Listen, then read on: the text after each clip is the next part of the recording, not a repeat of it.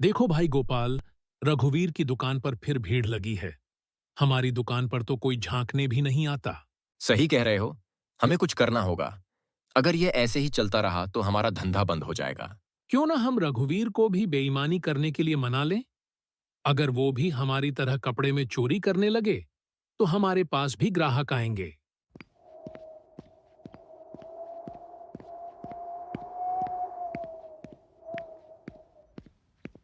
अरे रघुवीर भाई, जरा रुकना।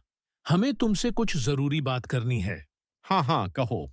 देखो भाई, तुम बहुत मेहनत करते हो, लेकिन इतनी ईमानदारी से तुम्हें क्या मिल रहा है?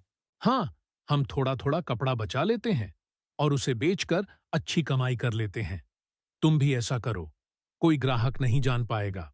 मुझे इस पर सोचने दो। क्या बात है? आप इतने परेशान क्यों लग रहे हैं? रमा, हरनाम और गोपाल कह रहे थे कि मुझे भी कपड़ा बचाना चाहिए।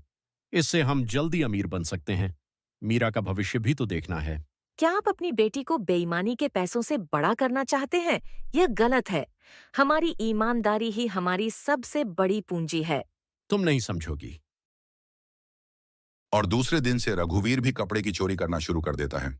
उसे ऐसा करते देखकर उसका सहायक मोहन बहुत ही हैरान होता है।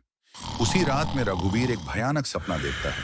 वह देखता है कि उसकी बेटी मीरा की शादी का दिन है, लेकिन उसकी बेईमानी का सच सबके सामने आ जाता है। बारात वापस चली जाती है और लोग उसे बेईमान कहकर ताने मारते हैं। यह मैंने क्या कर दिया? और रघुवीर घबराया हुआ रमा को अपने सपने के बारे में बताता है। भगवान ने तुम्हें समय रहते सचेत कर दिया।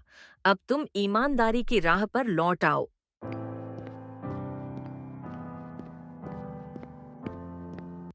रघुवीर भाई, यह क्या किया आपने? ये कपड़े ढंग से नहीं सिले गए हैं। मैं अपने बेटे की शादी के लिए ये कपड़े लाई थी। अब क्या करूं? रघुवीर शर्मिंदा होकर चुप रहता है। वह समझ जाता है कि उसकी गलती ने ग्राहक का भरोसा तोड़ दिया है। शाम को रघुवीर अपने मोहल्ले के मुखिया के पास जाता है और अपने किए पर शर्मिंदा होता है। रामलाल जी, मैंने बड़ी गलती की है। मैं बेईमानी के रास्ते पर चला गया था। मुझे माफ कर दीजिए। रघुवीर, गलती करना इंसान की फितरत है, लेकिन उसे सुधारना सबसे बड़ी बात है। अब ईमानदारी के रास्ते पर चलने का वादा करो। रघुवीर अपने सभी ग्राहकों को बुलाकर माफी मांगता है। वह कमला के कपड़े मुफ्त में फिर से सिल कर देता है।